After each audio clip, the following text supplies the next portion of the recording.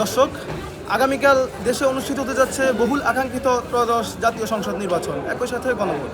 এই নির্বাচনকে কেন্দ্র করে লক্ষ্মীপুরে 496টি কেন্দ্রতে ভোট গ্রহণ করা হবে।